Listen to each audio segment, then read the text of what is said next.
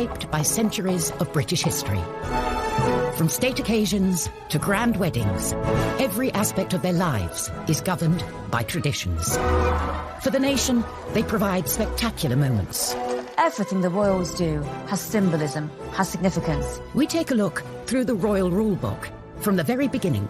The traditions of birth. We have this tradition of royal women coming out of hospital, having just given birth, carrying the baby, having to look all happy. We examine the traditions of marriage. It was always a sort of belief that the prospective bride had to be a virgin. Diana obviously proved to be the ideal virgin. And those of grand state occasions. My lords and members of the House of Commons. The Queen does not come to the Commons. The last time a monarch came to the Commons was Charles I, and he rode his horse into the Commons and tried to arrest 5 MPs. We meet the photographer who spent decades covering royal traditions. I was actually witnessing history in the making, no question about that. And we shine a light on the modern royals who are shaking up the system by doing things their way. I loved that Meghan came out and really showed her post-bump. We reveal the moment Obama got it horribly wrong. You can see Her Majesty sort of look at President Obama as if to say, oh my gosh, what are you doing? And the incredible letters from Princess Margaret to Parliament when she nearly caused a crisis by breaking tradition. She said, I am particularly anxious that whatever may happen may not cause any embarrassment either to you personally or to the government. She knows everything is hanging on this. These are the secrets of the royal traditions. Royal traditions take centre stage in our nation. Grand ceremonies with thousands of years of history form the very fabric of our society. These royal occasions, rich in pomp and ceremony, set us apart from the rest of the world.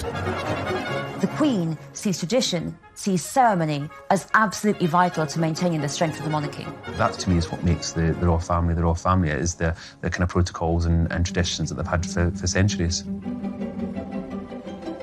When it comes to traditions, royal marriage is steeped in them.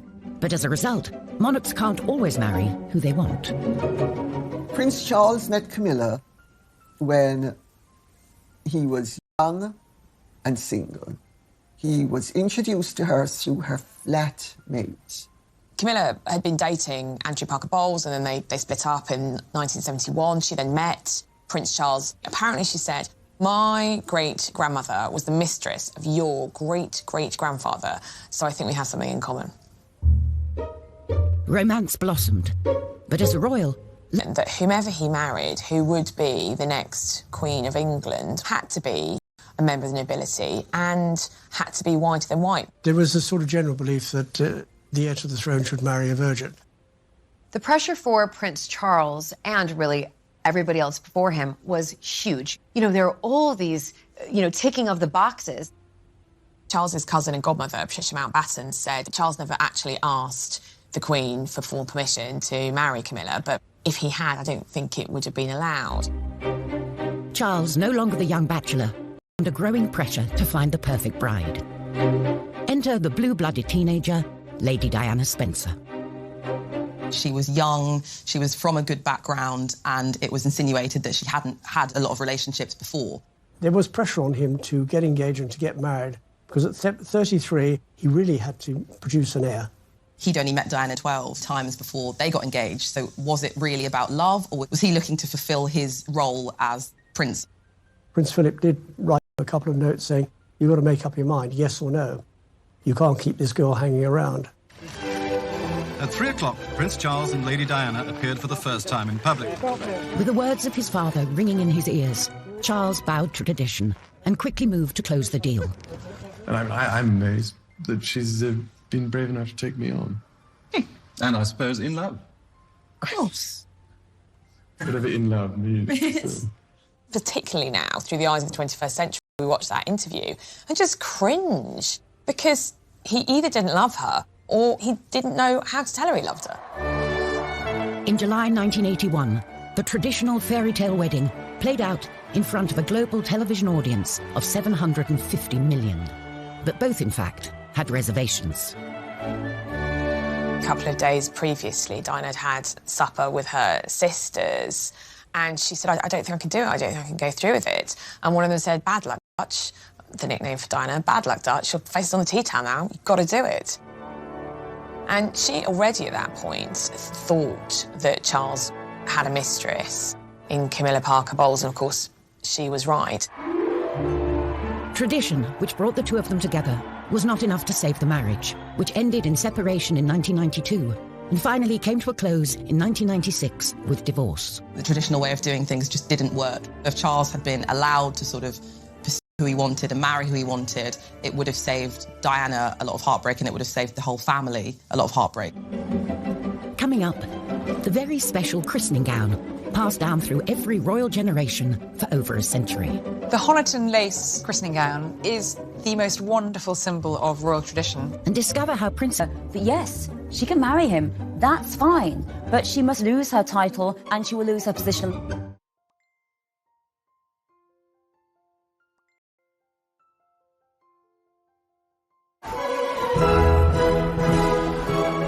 Royal traditions.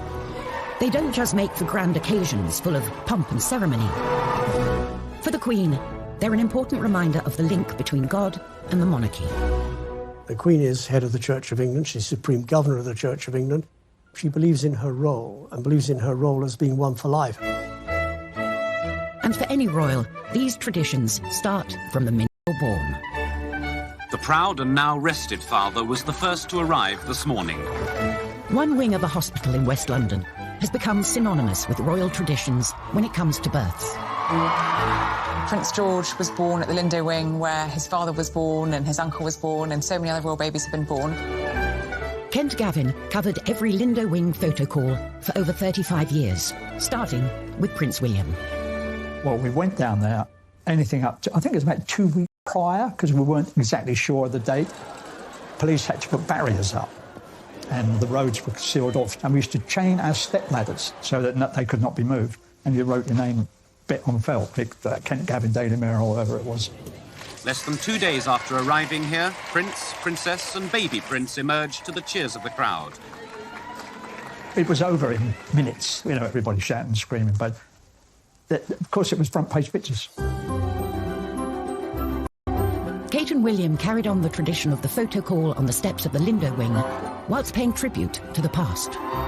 We saw some lovely symbols that harked back to Charles and Diana.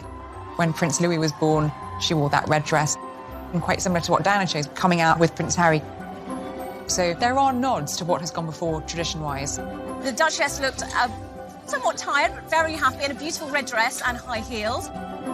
I mean, we have this tradition now of women, royal women, coming out of hospital, having just given birth, carrying the baby, having to look all happy. Because, of course, previous to this, women had home births. The Queen had all of her 4 children at home, so you wouldn't actually have seen a royal woman, a royal mother, for some time in public. Newcomer to the family, Meghan, decided this was a custom she would sidestep. Meghan didn't want it at all. I mean, she's changed the rule book totally. I don't know whether she went and did it because just changing tradition. She didn't want to have that frenzy. Like Meghan, Julie Montagu married into the British aristocracy, and she doesn't see the appeal either. Listen, I've had 4 children. I can't imagine having to give birth and then have hair and makeup done, put on a dress and a paternity. The Sussexes chose a much calmer photo call, with just one photographer in the comfort of Windsor Castle, with a more natural feel. I loved that Meghan came out and really showed her, you know, her post-bump. Your stomach does not go right back in 2 days later. It takes a lot of time. So I think for women all around, it was a breath of fresh air to see her come out and look like that.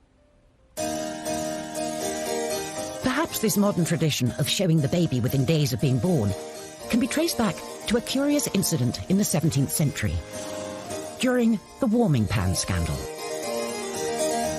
In 1688, there were wild rumours that James II and his wife, Mary of Modena, had not actually had a child. James II was hated because most of the country was Protestant and he was Catholic. His second wife, Mary of Modena, fell pregnant. After not being able to have a child for a long time, suspicion soared. They basically said that Mary of Modena had a fake bump, and she gave birth, apparently, to a son. But immediately everyone said No, she did not. She gave birth to a stillborn child, or a girl, and instead it was whipped away and a new baby was brought in the warming pan.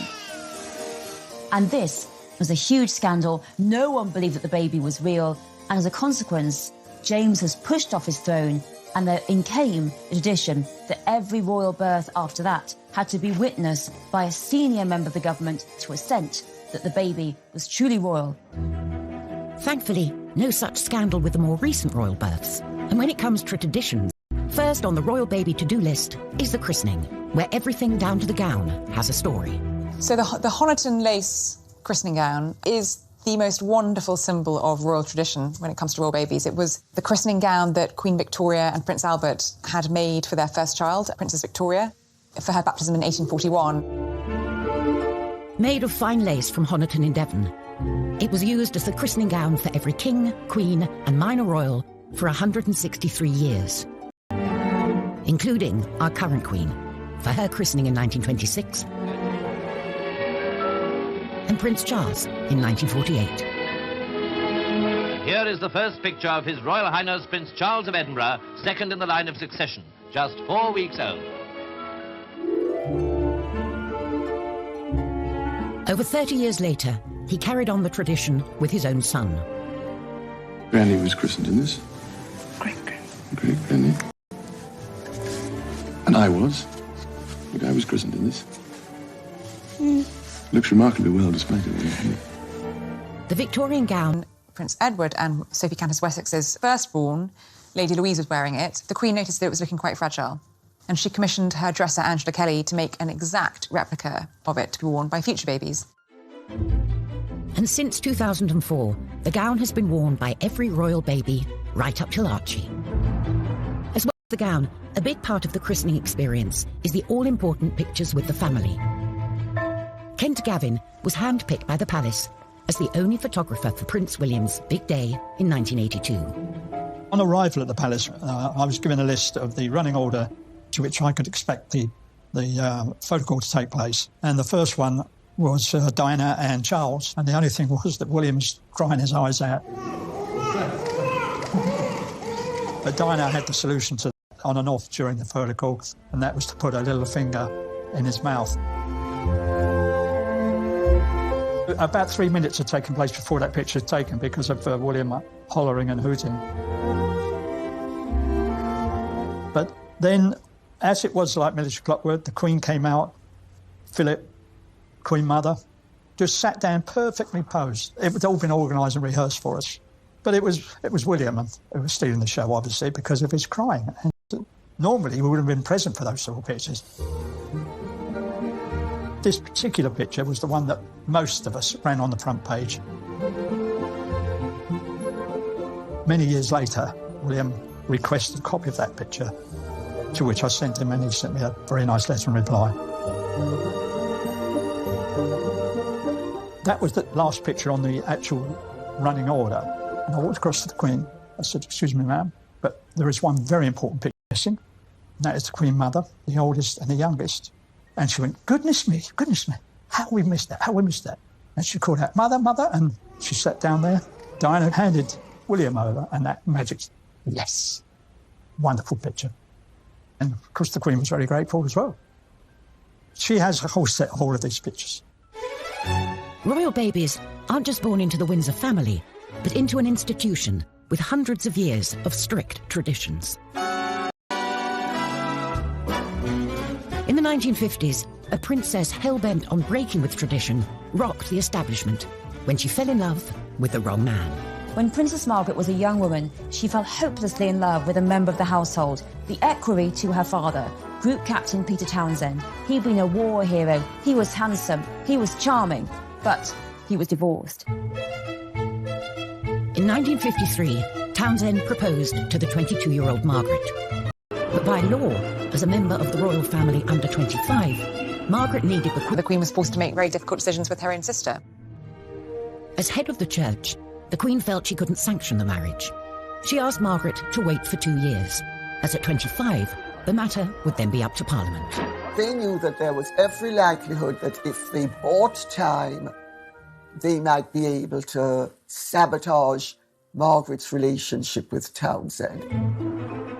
But years later, the tradition-breaking couple are still together, and the relationship becomes a constitutional issue.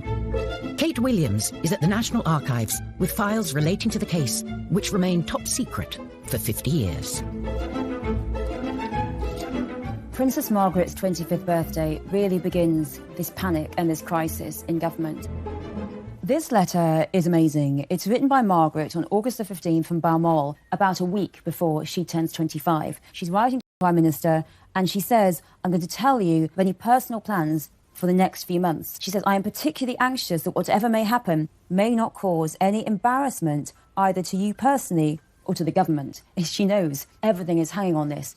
My birthday on August the 21st, it will encourage every sort of speculation about the possibility of my marrying Group Captain Peter Townsend. She says, I'm not going to see him over my birthday, but in October, I shall go to London. It is only by seeing him in this way that I feel I can properly decide whether I can marry him or not. The Queen knows I'm writing to you, but no one else does. This is a secret letter from Princess Margaret to the Prime Minister saying, this is what's going to happen.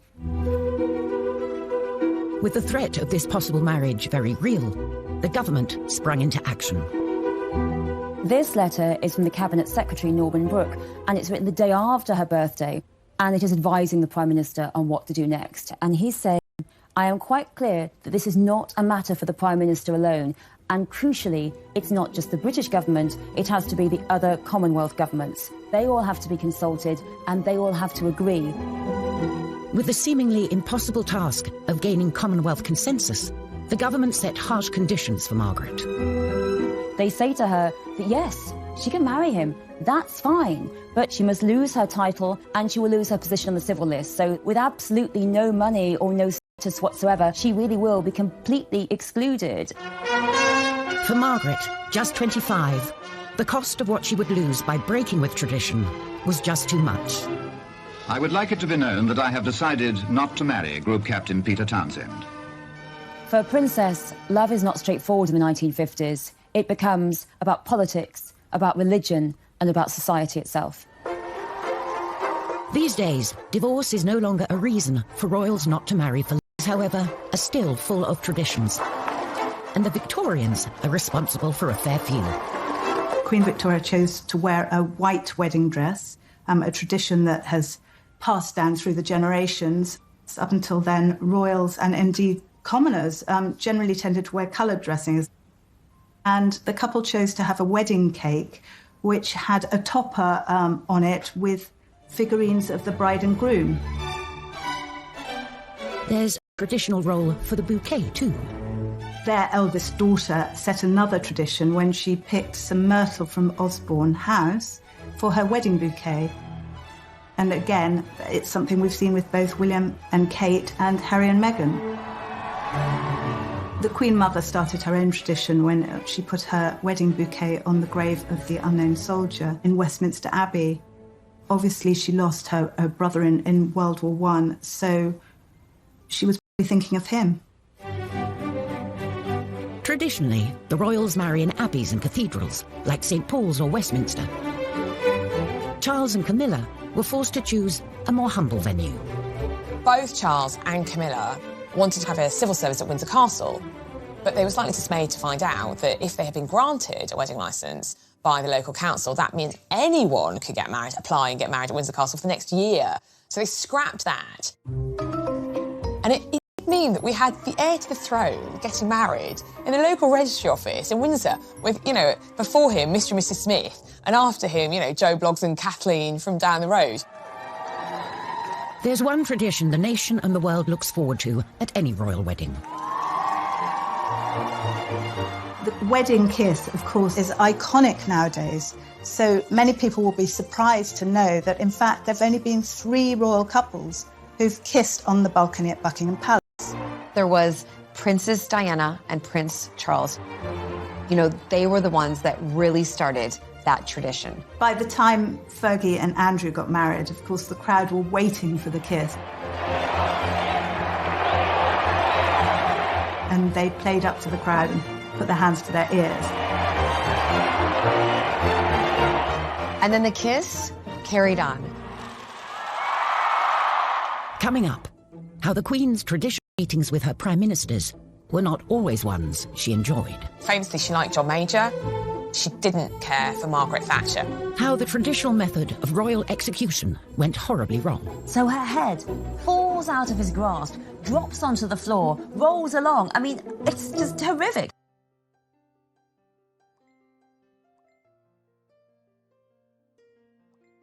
British history. For 67 years, she's been front and centre at every ceremonial event, from trooping the colour to state opening of Parliament. If the Queen were a stick of rock and you cut it through, you would read duty written on her insides. As head of state, it's the Queen who has to give final sign-off before any act of Parliament can become law. And every year since 1952, she's travelled to Westminster to read out the legislation of her government, missing the event just twice, when she was pregnant with Prince Andrew and then Edward. State opening of Parliament, it's absolutely full of tradition, but each of the traditions means something. So, for example, the Queen does not come to the Commons. The Queen is not allowed in the Commons. She's only allowed in the House of Lords. The Commons is for the Commons. It's for the elected parliamentarians, and the Lords is for the appointed parliamentarians. My Lord, pray be seated. Black Rod the messenger walks down to the Commons, and the doors are shut in his face. He bangs 3 times on the doors. The Commons are summoned.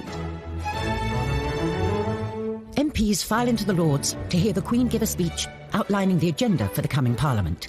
Except for one MP, that is. Well, one of the traditions is that an MP is held hostage at Buckingham Palace. In order to make sure that the Queen gets back, one of the members of Parliament is taken hostage the night before and is not returned to Parliament until Her Majesty is safely away from there. Probably usually an MP that the government don't like anyway. While the words are read out by the Queen, they're written by the government. My Lords and members of the House of Commons. When you're in government, the night before the state opening, you are invited to a buffet supper at number 10. And then the speech is read out so that you know what's in it. There are no surprises. My government will legislate in the interests of everyone in our country. Like all traditions, the ceremonies acted out in Parliament are a reminder of an uneasy past between the monarchy and government. You go back to the 1640s during the time of the Civil War and Charles I's interference with Parliament. He interfered all the time, and Parliament didn't like being interfered with, which is why they chopped his head off. Historically, axe was the traditional method to get rid of a king or queen.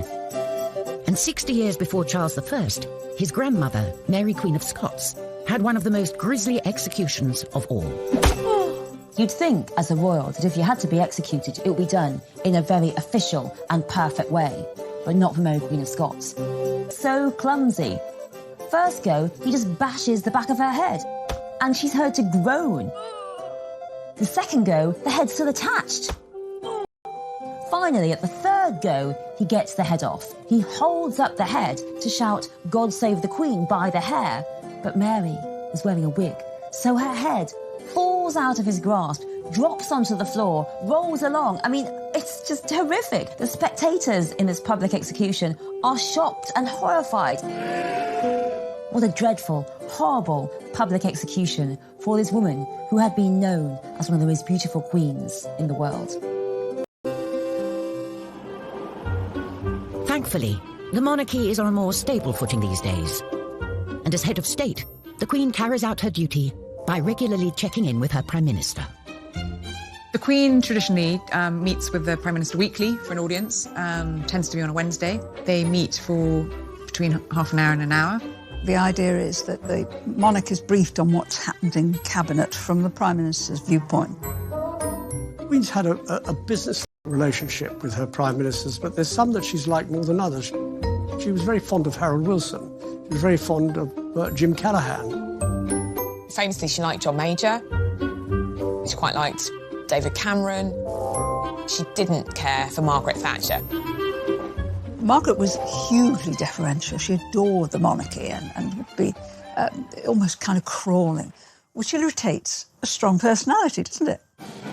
And Margaret Thatcher may also have rubbed the Queen the wrong way when, in 1982, she took the salute from the armed forces, a role usually reserved for the Queen. Margaret wouldn't have done anything deliberately to insult the Queen. Oh, no. Margaret was very traditional and would have deferred immediately. So there's obviously been a breakdown of communication somewhere that actually that's the Queen's job. On the other hand, she did rather do this a little bit in her later years.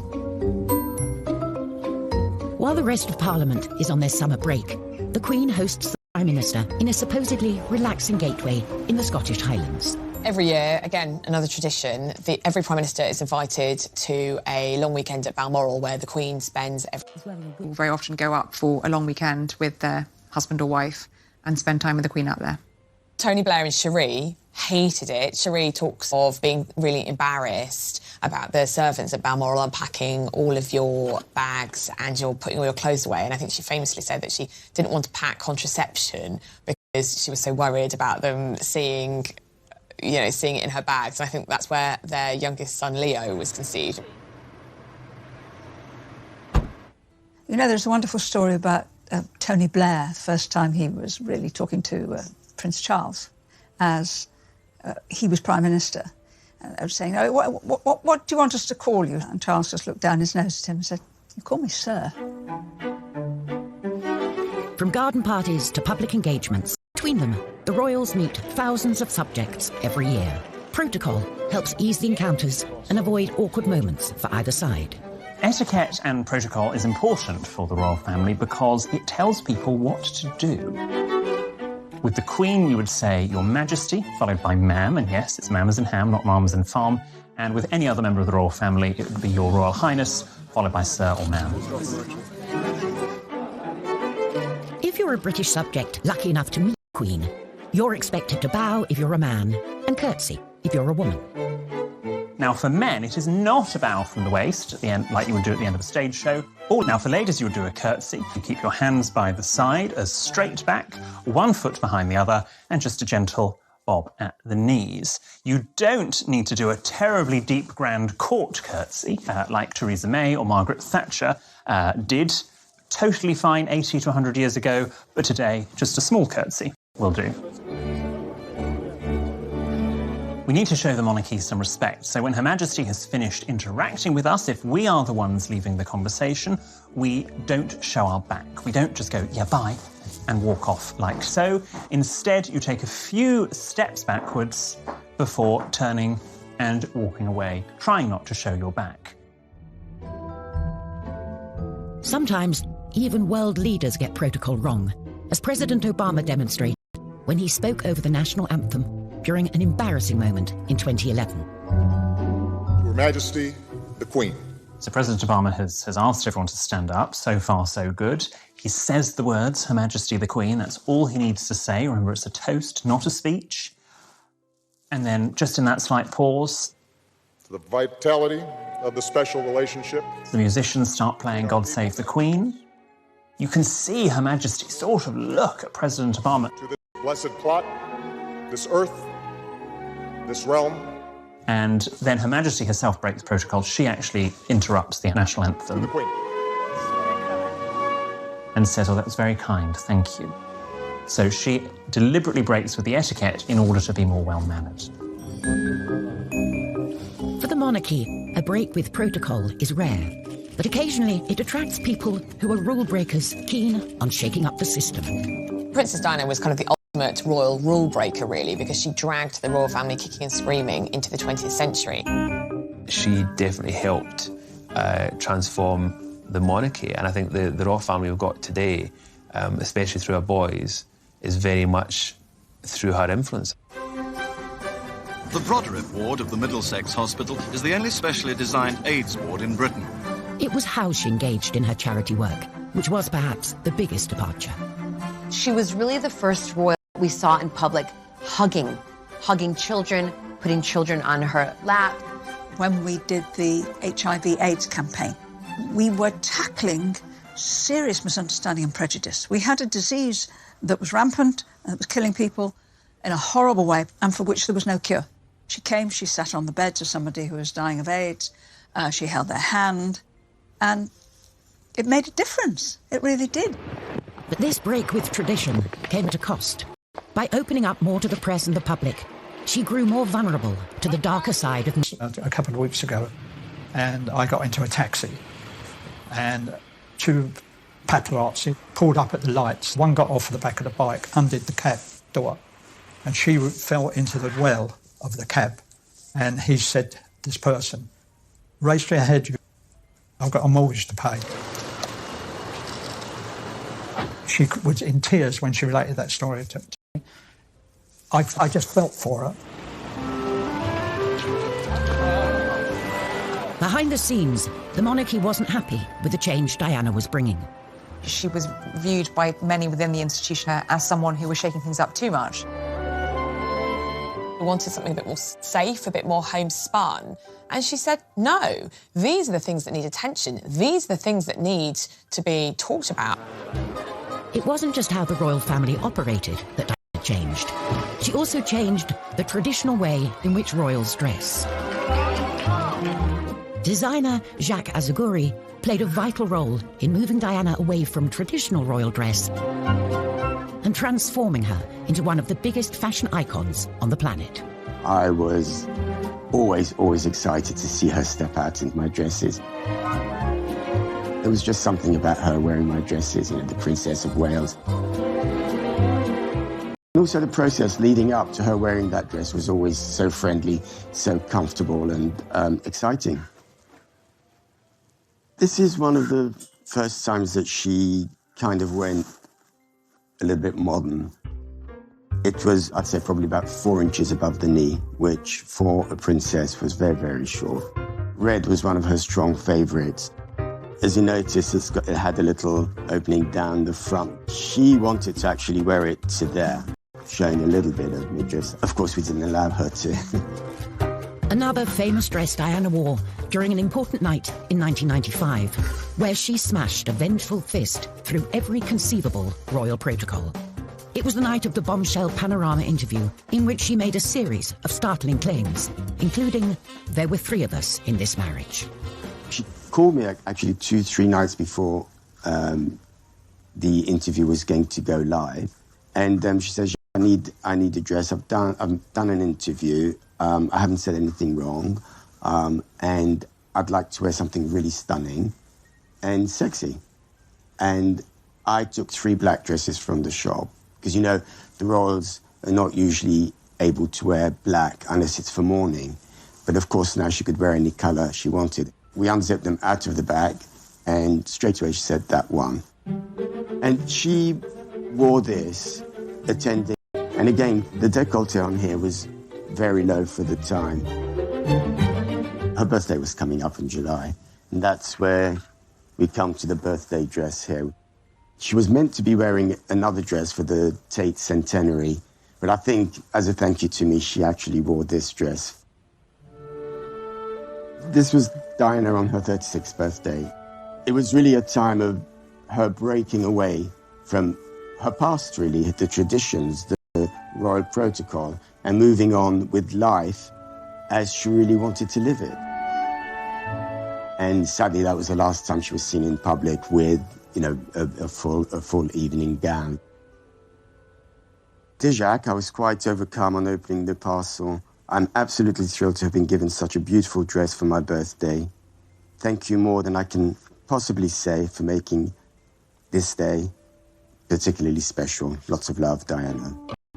Coming up, Meghan Markle's bumpy introduction to the world of royal traditions. Meghan was criticized for one of the most minor things I've ever heard about, like having a messy bun. And how the royals are kickstarting new traditions fit for the 21st century. When Sussex Royal came about, it racked up over 3 million followers in less than 24 hours, and that broke a Guinness World Record.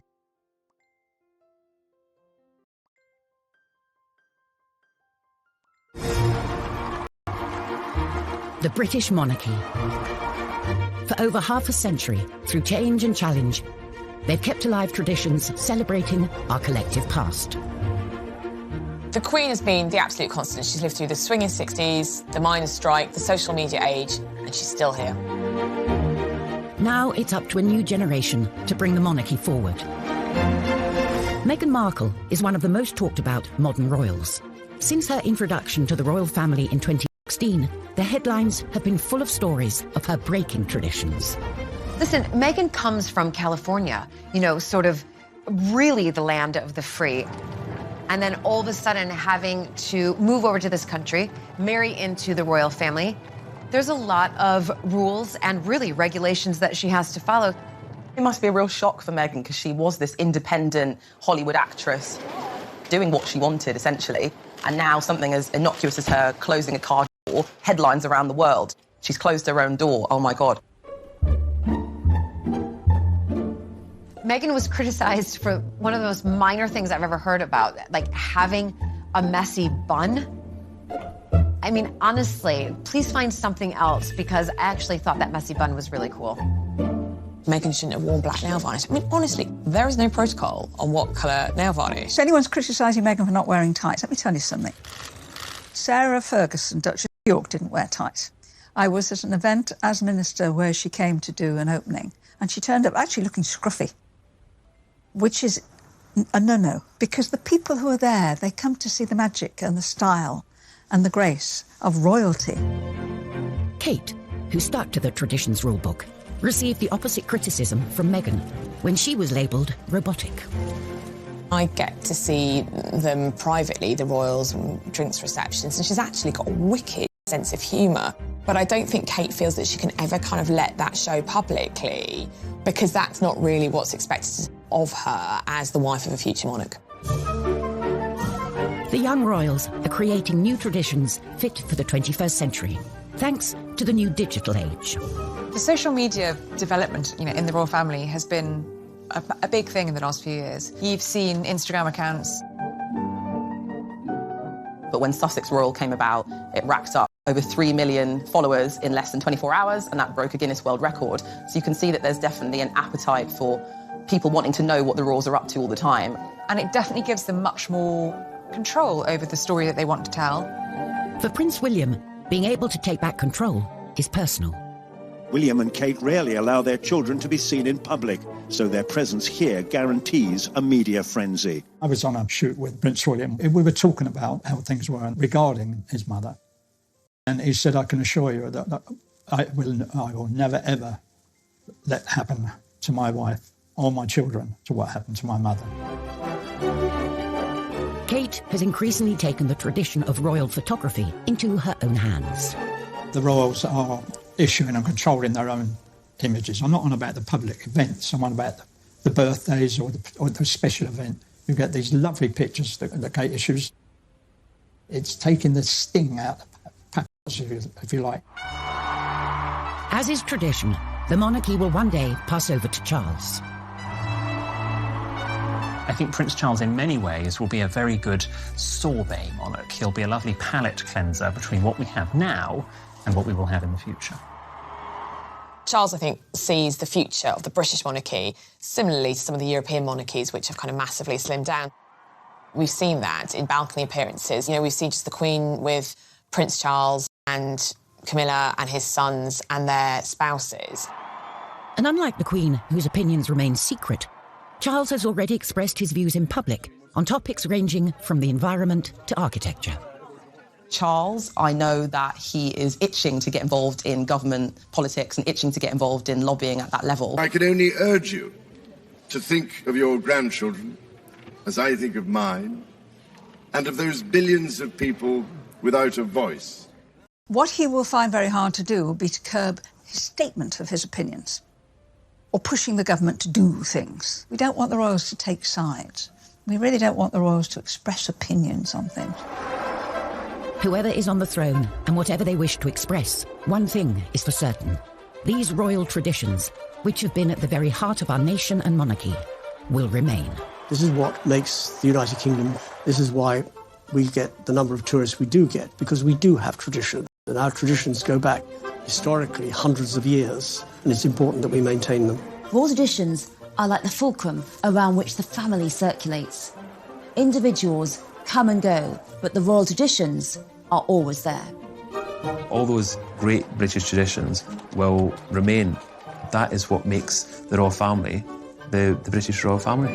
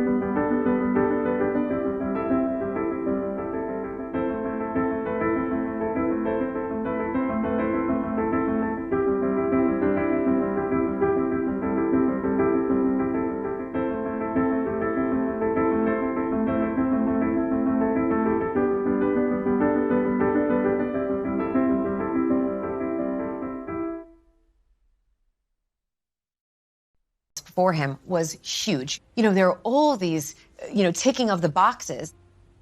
Charles's cousin and godmother, Patricia Mountbatten, said Charles never actually asked the Queen for full permission to marry Camilla, but if he had, I don't think it would have been allowed. Charles, no longer the young bachelor, under growing pressure to find the perfect bride. Enter the blue-blooded teenager, Lady Diana Spencer. She was young, she was from a good background, and it was insinuated that she hadn't had a lot of relationships before.